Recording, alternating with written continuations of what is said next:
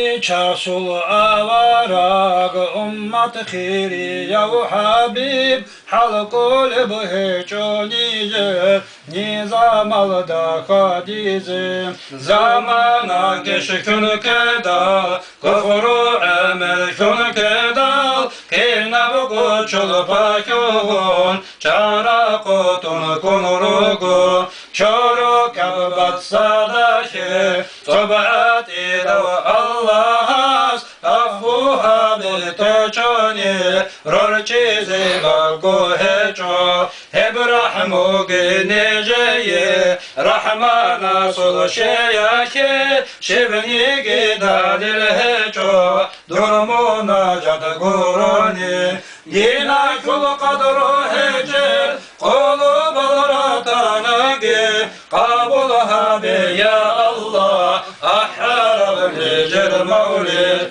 Halal haram jubaram Ta'ambatananigi Tasakuha betilhan Elden icrazi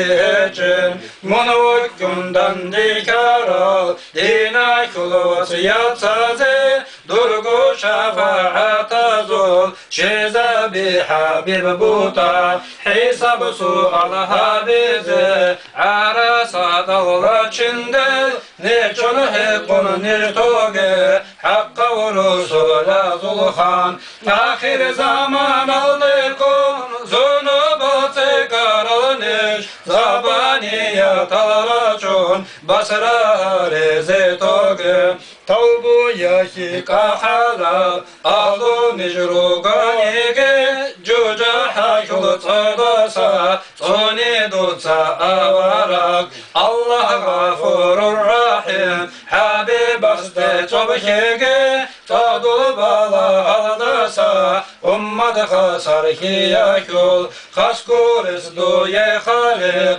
Halk bijarav beterhan Tahal biçun kahezi Kalmat neceye kurav Mevlaya salli ve salim daiman abadan Ala habibikal khayri halki kullihim Mevlaya salli ve salim daiman abadan Ala habibikal khayri halki kullihim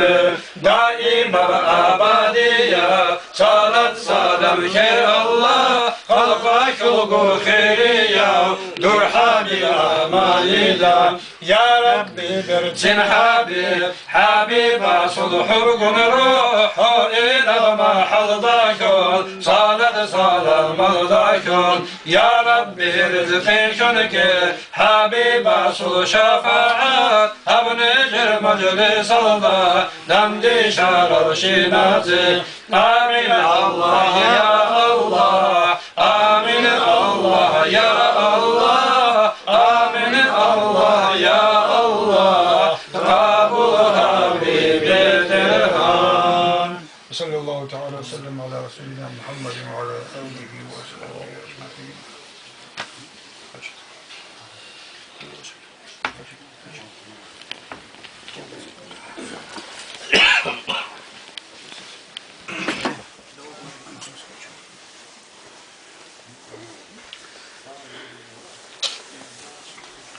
Bismillahirrahmanirrahim. Eşhedü en la ilahe illallah ve